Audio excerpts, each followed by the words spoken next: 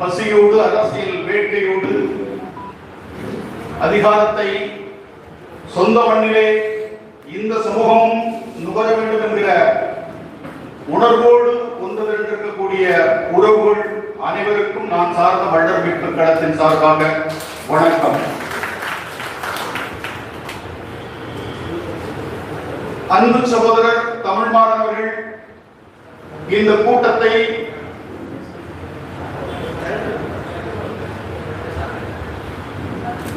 தென்கோடி திட்டமிட்டிருந்தார்கள்.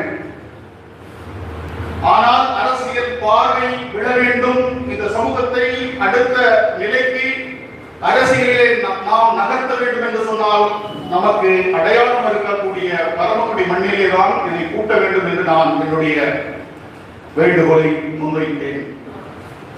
இப்போதும் ஒரு வேண்டுகோளை முன்வைக்கிறேன். என்னுடைய கருத்தை சற்று விரிவாக முழுமையாக நான் பதிவு செய்ய கடமைப்பட்டிருக்கிறேன். உங்களுடைய கோரிக்கைகள், உங்களுடைய தீர்மானங்கள் இதற்கு முன்பாகவே நானும் முன்னெடுத்து பதிவு செய்ததுதான். எனவே கடந்த கால பட்டறிவு, கடந்த கால அரசியலில் நமக்கு ஏற்பட்ட சறுக்கல்கள், இந்த சமூகத்தை எப்படி நம் தலைமுறைக்குள்ளாவது அரசியல் கட்டமைப்புக்குள் கொண்டு செலுத்த வேண்டும் என்கிற என்னுடைய உணர்வுகளை, பட்டறிவுகளை நான் பதிவு செய்ய கடமைப்பட்டிருக்கிறேன். இன்றைக்கு 2026, இதற்கு 2021 ஓட்டப்படாத தொகுதியில் மரியாதைக்குரிய டாக்டர் கிருஷ்ணசாமி அவர்கள் 1996 குடியங்குளம், காசிலிங்கபுரம், ஆனந்தா என்கிற 3 தேவேந்திர குல வேளாளர் கூறுகள் அன்றைய அதிமுக ஆட்சியில் அடித்து சூறையாடப்பட்டு கொள்ளையடிக்கப்பட்டதை ஒட்டி எழுந்த சமூக அரசியல் எழுச்சியில் டாக்டர் கிருஷ்ணசாமியுடைய வருகை என்பது மிகப்பெரிய ஒரு தேவையாகவும் அதிகாரத்தில் நோக்கிய நகர்வாகவும் அது இருந்தது. எனக்கு அப்போது ஓட்டப்படாத தொகுதிக்கு உட்பட்டு என்னுடைய ஊர் இருந்தது.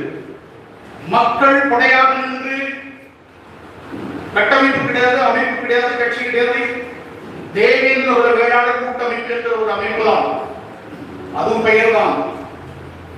ஆனால் ஒட்டுமொத்த தேவேந்திர ஒரு வேளாளர்களும் தன்னுடைய வாக்குகளை செலுத்தியதோடு மட்டுமல்லாமல் இந்த சமூகம் அரசியலாகாமலே அன்றைக்கு அதைவிட தன்னுடைய சொந்த சமூக வாக்குகளை தாண்டி கூட வாக்குகள் செலுத்தக்கூடிய நிலையை அங்கே உருவாக்க போய்த்தான் ஒரு தேவேந்திர வேளாளர் சமூகம் சார்பாக ஒரு சட்டமன்ற உறுப்பினரை நாம் சட்டமன்றத்திற்கு அனுப்ப முடிந்தது.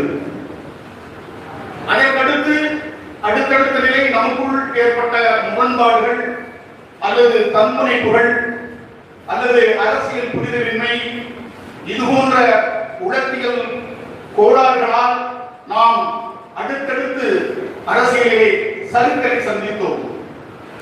ஏறி பிடித்து விடுவோம் அதிகாரத்தை என்று இந்த சமூக உணர்வாளர்கள் கண்ட கனவுகள் என்பது இன்றைக்கு கேள்விக்குறியாக இருக்கிறது. 2001 சட்டமன்ற தேர்தல் நடந்தபோது டாக்டர் கிருஷ்ணசாமி அவர்கள் ஒட்டப்படாத தொகுதியிலே போட்டியிடுகிறார். அதே தொகுதியில் நம்முடைய அண்ணன் பசுபதி பாண்டியனும் போட்டியிட வைக்கப்படுகிறார். அதற்கு பின்னாடி அரசியல் இருந்தது. அதெல்லாம் நம்மோட பேசுறது தவறு கிடையாது. நானே அரசியலில் பிழைகள் செய்திருக்கிறேன், சறுக்கி இருக்கிறேன். இவைகளெல்லாம் நாம் உள்ளடக்கிக் கொள்ள வேண்டும். நான் அண்ணன் பசுபதி பாண்டியனுக்கு வாக்கக முகவராக பணியாற்றினேன். அதே வேளை டாக்டர் கிருஷ்ணசாமியோடு தோற்றுவிடக் கூடாது என்பதற்காக அவருக்கு நான் 12 வாக்குகள் செலுத்தினேன். ஜனநாயகத்திற்கு முரணாக அண்ணன் பசுபதி பாண்டியனுக்கு 2 வாக்குகள் செலுத்திய விரல்கள் இது.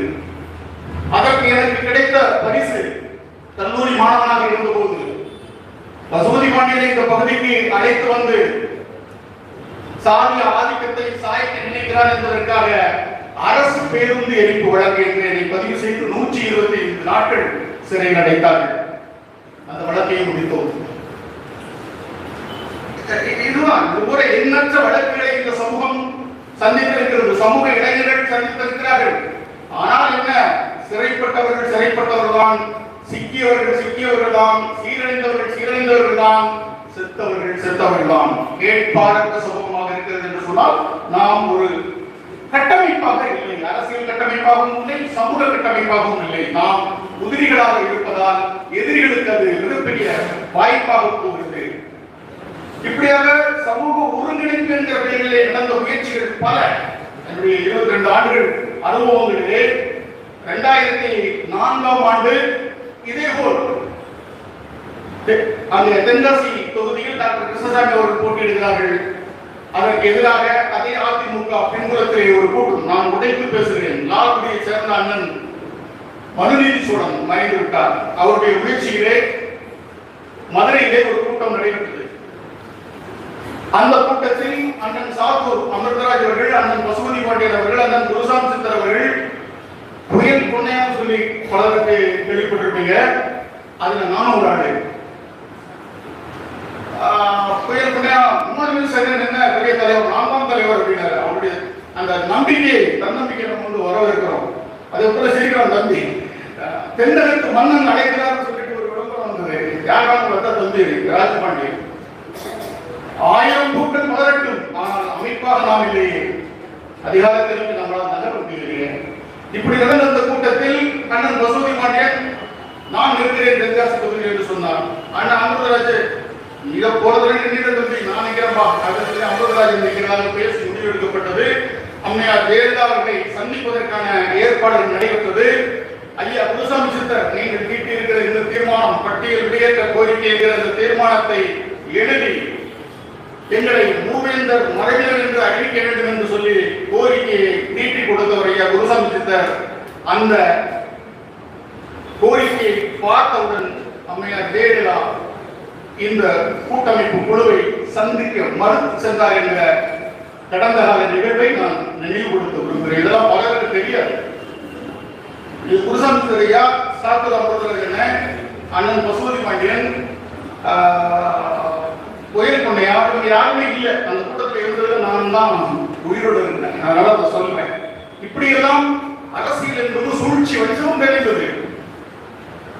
அதிகார மையத்தை எதிர்த்து நாம் அதிகாரத்தை கைப்பற்ற விரும்புகிறோம். ஆனால் அதிகார மையத்தில் இருப்பவர்கள் எப்படியெல்லாம் திட்டமிடுவார்கள் என்று நாம் அறிந்தவர்களாக இல்லை.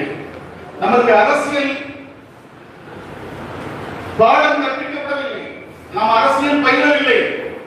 அரசியல் பயிலரங்குகளை நாம் ஏற்படுத்தவில்லை. அரசியலை பற்றி நாம் உரையாடியதில்லை. அரசியல், உலக அரசியல் எடுத்துட்டால் அதிகார மையத்தை நோக்கி, அதிகார மையத்துக்கு எதிராக இருந்தால் சதாம் ஹுசைன் கதைதான். அதிகார மையத்துக்கு எதிராக இருந்தால் தலைவர் பிரபாகரனுடைய நிலைதான். அவ்வளவு எளிதாக ஒரு சமூகத்தை அரசியலில் நகரவிட மாட்டார்கள். அதற்கு எல்லா வகையான தியாகங்களையும் நாம் செய்வதற்கு அணியமானால் மட்டுமே அரசியலில் அடியெடுத்து வைக்க முடியும். இல்லை என்றால் நடக்கிறது வேற, கதை வேற. இதை புரியாமல் நாம் வந்து பயணப்பட முடியாது. இப்படி தொடர்ச்சியாக நாம் ஒரு பக்கம் கூடுவோம், சமூகம் ஒரு பக்கம் திரளும். ஆனால் அரசியல் நம்மை சிதைத்து சிந்தாமணமாகும். அண்ணன் சாத்தூர் அமிர்தராஜை தென்காசி தொகுதியில எல்லோரும் சேர்ந்து நிறுத்துறாங்க. நான் ரொம்ப சின்ன பையன். ஆனால் டாக்டர் கிருஷ்ணசாமிக்கு எதிரான ஒரு அரசியல் இல்லை இது. அதில் இந்த சமூகம் அடைந்த பயன் என்ன, நாம் அடைந்த பயன் என்ன என்றால் எதுவும் இல்லை, எதுவும் இல்லை. நிறுத்திட்டு நான் தான் விண்ணப்ப படிவத்தை பூர்த்தி செய்கிறேன். 14 நாட்கள் அண்ணனோடு இருந்து, அமிர்தராஜனோடு இருந்து வேலை செய்கிறேன். யாருமே வரல. அதைத்தான் சொல்ல விரும்புகிறேன். அண்ணன் பசுபதி பாண்டியன் வரல, ஐயா குருசாமி சித்தர் வரல, அந்த கூட்டமைப்பில் இருந்த ஒருத்தர் வரல. அந்த தேர்தல் பணியாற்றி கிடைத்த வாக்குகள் 2000 தான். இப்படியாக பல கூட்டமைப்பு முயற்சிகள், பல தேர்தல் நிலைப்பாடுகள். 2006 மண்டலியும் தமிழ் தேசியம் என்கிற அந்த கருத்தியலை, அந்த கொள்கையை தாண்டி நானே அண்ணன் கிருஷ்ணசாமி அவர்களுக்கு எதிராக ஒரு அரசியல் நிலையை எடுக்க வேண்டிய நிலை.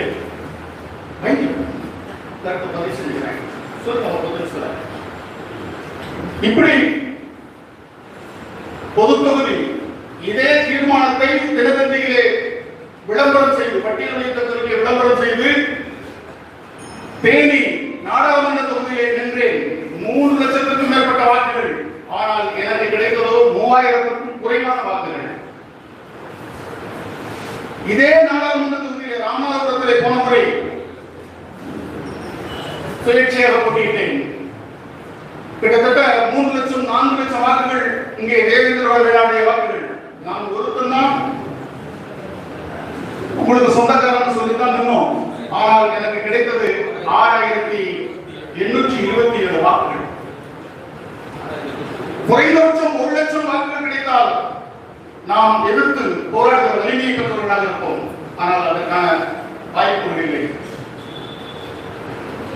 இதிலிருந்து நாம் எப்படி இந்த அரசியலை நாம் நகர்த்த போகிறோம் என்பதை இந்த அரசியலை முன்னெடுக்கக்கூடிய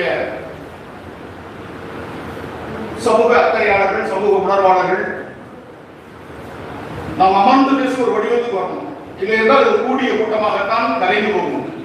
2011 வாக்கில் தேர்தலை முன்னிட்டு ஐயா ராஜாராம் வரல நினைக்கிறேன், ஒட்டுமொத்த தேவேந்திர வேளாண் தலைமைகளை எல்லாம் ஒருங்கிணைத்து அதிகாரத்தை கைப்பற்ற வேண்டும் என்று ஸ்ரீவில்லிபுத்தூர் ராஜபாளையத்தில் ஒரு கூட்டத்தை ஏற்பாடு செய்தார். ஆனால் அனைவரும் வந்தார்கள். அதில் டாக்டர் கிருஷ்ணசாமி பங்கேற்கல. எல்லோரும் வந்தார்கள், மேடையை கை கொடுத்தார்கள், கலைந்து போனார்கள். அப்ப அரசியலில் அந்த பொலிட்டிக்கல் லாபி அரசியலை எப்படி அரசியலாக செய்ய வேண்டும்? இங்க அறம் நேர்மை அதெல்லாம் இல்ல. அரசியல் என்பது பேரம், எத்தனை சீட்டு எவ்வளவு நோட்டு, இதை பகிர்ந்து கொள்வது யாராக? இதை தலைமைகளாக கூடிய அந்த மக்கள், சமூக சான்றோர்கள் ஒருங்கிணைத்து அரசியல் பேரம் பேச தெரிந்தால் நாம் அரசியலில் வெற்றி பெறுவோம். இல்லை என்றால் நம்முடைய உணர்வுகளை நாம் பதிவு செய்து கடந்து செல்வோம். 22 ஆண்டுகளாக நடந்திருக்கிறது, இனியும் நடக்கக்கூடாதுங்கிறதுக்காக நான் இதை பதிவு செய்கிறேன். அண்ணன் கிருஷ்ணசாமி அவர்களையும் அண்ணன் ஜான்பாண்டியன் அவர்களையும் புறந்தள்ளிவிட்டு ஒரு அரசியலை இந்த சமூகம் முன்னெடுக்க முடியுமா? குறைநிலைகள் எல்லோரிடத்திலும் இருக்கும். என்ன செய்ய போறோம்? சமூக அரசியலாக அரசியல் தலைமையாக டாக்டர் கிருஷ்ணசாமி இருக்கிறார், அவரை ஆதரிக்க போகிறோமா? அல்லது தமிழ் தேசியம் இந்த மண்ணுக்கான, இந்த மொழிக்கான, இந்த இனத்துக்கான அரசியலை முன்னெடுக்கக்கூடியவர் அண்ணன் சீமான் இந்த சமூகத்தினுடைய வரலாற்றை, பண்பாட்டை பதிவு செய்கிறார், அவரை ஆதரிக்க போகிறோமா? அல்லது அதிகாரத்தை பகிரக்கூடிய இடத்தில் அரசியலில் எதிரி யார் என்று தீர்மானிக்க வேண்டும். அல்லது எதிரியை உருவாக்க என்று சொல்கிறார்கள். நமக்கு உருவாக்கவே வேண்டாம், திமுக தான் எதிரி. நான் சொல்கிறேன், இந்த சமூகம் அரசியலாக விட முடியாத திமுக தான் எதிரி. அப்ப திராவிட மாடல் இந்த சமூகத்தை ஏமாற்றுகிற அந்த அரசியலுக்கு எதிராக புரட்சி தமிழன் என்று சொல்கிற எடப்பாடியை ஆதரித்து நாம் இருக்க போகிறோமா? என்ன செய்ய போகிறோம்? நான் அவரிடத்திலே சொன்னேன், 13 அல்லது 14 பெரிய படத்தை யாரு கொடுக்கிறாங்கன்னு தெரியாது. 13-14 தொகுதிகளில், தனி தொகுதிகளில் தேவேந்திர வேளாளர் சமூகத்தின் சார்பாக சமூக உணர்வாளர்கள், சமூகத்திற்காக உழைப்படுத்தவர்கள், சமூகத்திற்காக உதவக்கூடிய வேட்பாளர்கள் எந்த கட்சியை சார்ந்தவர்களாக இருந்தாலும் சரி, அது திமுகவாக இருந்தாலும் சரி, அல்லது அதிமுகவாக இருந்தாலும் சரி, ஏன் விடுதலை சிறுத்தைகளாக இருந்தாலும் சரி, அல்லது நாம் தமிழர் கட்சியினுடைய வேட்பாளராக இருந்தாலும் சரி, அவர் வெற்றி பெறுகிறார் தோல்வி பெறுகிறார் என்பதை பற்றி நாம் கவலைப்பட வேண்டாம். சமூக உணர்வுள்ள, சமூகத்திற்காக உழைத்துக் கொண்டிருக்கக்கூடியவர் எந்த ஒரு அரசியல் கட்சியில் இருந்தாலும் இந்த 14 தொகுதிகளை நாம் அவர்களை ஆதரித்து அவருடைய வாக்கு வலிமையை அவர்களுக்கு ஏற்படுத்த வேண்டும் என்ற ஒரு தீர்மானத்தை நீங்கள் முன்னெடுக்க வேண்டும். அதிகார அரசியல், அதிகாரத்தை ஆதரிக்கக்கூடிய அரசியல் என்றால் நாம் எடப்பாடியை ஆதரிக்கலாமா என்பதை நீங்கள் பரிசீலனை செய்ய வேண்டும். அடையாள அரசியல் செய்தாக வேண்டும் என்று சொன்னால் 10 தொகுதிகளில் அன்றைக்கே கர்நாடகத்தை கணிச்சு புதிய தமிழகத்துக்கு 10 தொகுதிகளை ஒதுக்கினாங்க. 10 தோல்வி அடைந்தோம். 70-80 தொகுதிகளில் வெற்றியை தீர்மானிக்கக்கூடிய ஆற்றல் தேவேந்திர வேளாளர் சமூகத்துக்கு இருக்கிறது. நாம் எத்தனை தொகுதிகளில் வேட்பாளர்களை நிறுத்தப் போகிறோம், நிறுத்தி ஒரு அரசியலை முன்னெடுக்கலாமா என்பதையும் நீங்கள் தன்னாய்வு செய்ய வேண்டும். அதை தீர்மானமாக ஏற்க வேண்டும். இந்த சமூகம் நினைத்தால், ஒட்டப்படாத தொகுதியில் இந்த சமூகம் நினைத்ததால் டாக்டர் கிருஷ்ணசாமியை சட்டமன்றத்திற்கு அனுப்ப முடிந்தது. இந்திய அளவில் அரசியல் புறக்கணிப்பை பலரும் நடத்திட்டு இருக்கிறாங்க, இயக்கம் நடத்துறாங்க. ஆனால் குடும்பத்தில் உள்ளவர்களுடைய வாக்குகளை கூட தடுக்க முடியாது. ஆனால் இந்த தேவேந்திர குல வேளாளர் அரசாணைக்காகவும் பட்டியல் வெளியிட்ட கோரிக்கையை முன்வைத்தும் நான்கினரில் உள்ள தேவேந்திர குல வேளாளர்கள் அரசியல் புறக்கணிக்கின்ற ஒரு புரட்சியை, அரசியல் புரட்சியை ஏற்படுத்தினார்கள். கடைசி நாள் போய் 10 ஊர்களில் சூடத்தை கொளுத்தி மக்களிடத்திலே சத்தியம் வாங்கி அதை சமூக வலைத்தளங்களிலே பரப்பப்பட்டதால் அந்த அரசியல் வெற்றி பெற்றது. தேர்தல் புறக்கணிப்பு என்கிற அரசியல், தேர்தல் புறக்கணிப்பு என்பது ஒரு தற்கொலைக்கான அரசியல் தான், அது தேவையில்லை. ஆனால் நாம் இப்போது என்ன செய்ய போகிறோம்? பள்ளிக்கூடமே இல்லாமல், வகுப்பை நடத்தாமல் தேர்வு எழுது என்று சொன்னால் எப்படி மாணவர்கள் தேர்வு எழுத முடியும், அதில் வெற்றி பெற முடியும்?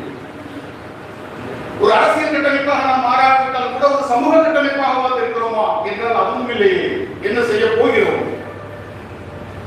ஏதாவது ஒரு முடிவை நோக்கி நகர வேண்டும், ஏதாவது ஒரு முடிவை நோக்கி நகர வேண்டும். பல அனுபவங்கள், எத்தனை பேர் முயற்சி பண்ணாங்க, போராடினாங்க, பலருக்கு இல்லை. யாருமே ஒரு முயற்சிக்கு முன்னின்று கருத்து சொல்வதற்கு கூட வருவதில்லை. 22 ஆண்டுகளாக பார்க்கிறோம், பரப்புகளிலே 100 தலைவர்கள் என்று 100 அமைப்புகள் வந்திருக்கிறது. ஆனால் ஓராண்டு 2 ஆண்டு தான் அவர்கள் அடுத்து எங்கே இருக்கிறார்கள் என்று கூட தெரியவில்லை. தேர்தல் நேரத்தில் மட்டும் நாம் நம்முடைய உணர்வுகளை பகிர துடிக்கிறோம். ஆனால் அரசியல் என்பது அப்படி அல்ல. ஐயா குருசாமி சித்தர் மிகப்பெரிய அறிஞர், அவர்தான் இந்த சமூகத்திலே முதல் அரசியல் கட்சியை தொடங்கியவர்.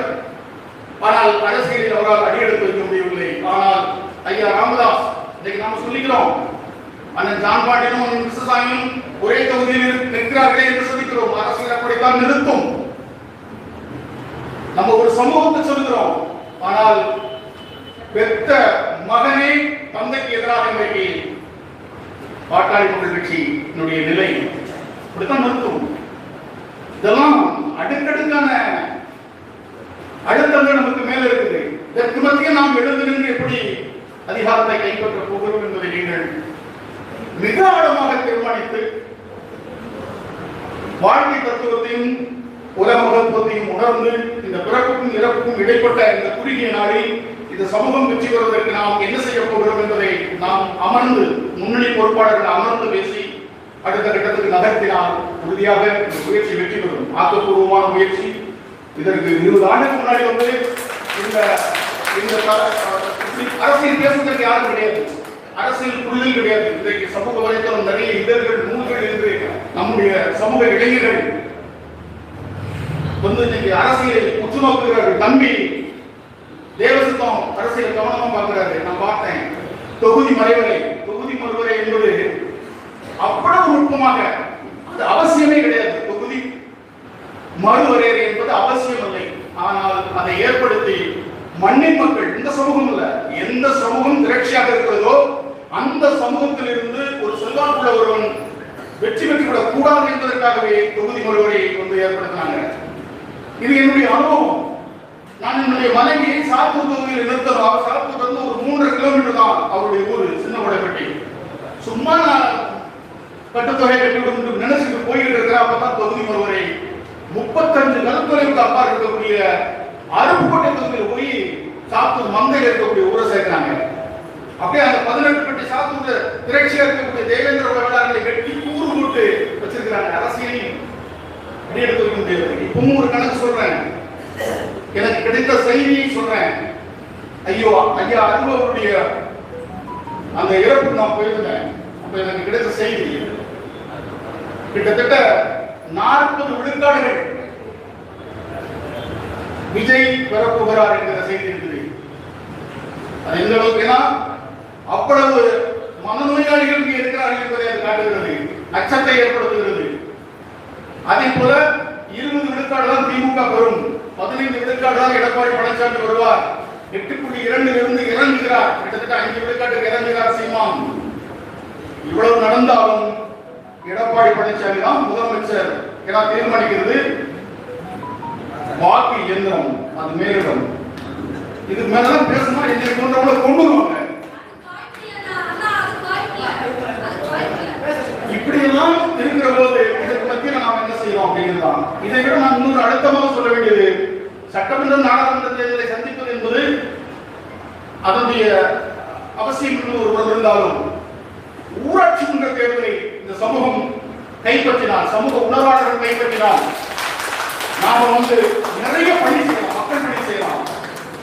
எங்க ஊர்ல அந்த செய்தியை சொல்லி முடிக்கிறேன்.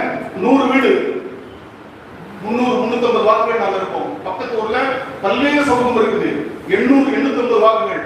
2 ஊரும் ஒரு பஞ்சாயத்து, ஒரு ஊராட்சி மன்றம் கூடி பேசி, நான் 10வது படிக்க தொடங்கி 30 ஆண்டுகளுக்கு மேலாக ஊராட்சி மன்ற தலைவர் தனி தொகுதினா இங்க, அங்க வந்து துணைத் தலைவர், அங்க தலைவர்னா இங்க துணைத் தலைவர், ஊராட்சி மன்ற தலைவர், ஊராட்சி மன்ற துணைத் தலைவர், ஊராட்சி மன்ற உறுப்பினர்கள் அனைவருமே போட்டியின்றி நாங்கள் தேர்வு செய்து வச்சு அந்த வேலையை நாங்கள் செஞ்சுக்கிறோம். 30 ஆண்டுகளாக செஞ்சுக்கிறோம்.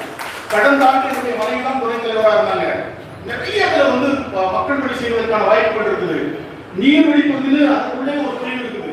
அதுல வந்து நமக்கு வேளாண் பல உதவிகளை வந்து வேளாண் கருவிகள், மருந்து தெளிப்பாக இருக்கட்டும், இது போல பல கருவிகள் எல்லாம் ஏகப்பட்ட வேலைகளை செய்ய முடியும். அந்த இடத்தில் சமூக உணர்வாளர்களை, சமூக அக்கறையாளர்களை, சமூக நலவிரும்பிகளை கொடுத்து வைக்கிறது குறித்தும் இந்த குழு சிந்திக்கணும். சட்டமன்றத்தில் இந்த சட்டமன்ற தேர்தலில் இந்த செய்திகள் நம்ம வெளிப்படையாக பேசி தேர்தலை சந்திக்க போறோமா அல்லது யாரை ஆதரிக்க போறோம், சமூகம் சார்ந்த யாராவது ஆதரிக்க போறோம் அப்படிங்கிறது நம்ம வந்து வெளிப்படையாக பேரறிவிப்பு செய்தால் அடுத்த கட்டத்தை நோக்கி இந்த முயற்சி நகரும் அப்படிங்கிறத நான் பதிவு செய்து தொடர்ந்து கூட உரையாடலாம். மீண்டும் உரையாடலாம், இரவு வரை கூட பேசலாம். இப்படி தொடர்ந்து ஒரு 10 மணி நேரம் பேசிட்டு போகலாம், பேசுவோம். மீண்டும் அதுக்கு இன்னும் சில செய்திகள் நான் உணர்ந்து பகிர்றேன். நன்றி, வணக்கம்.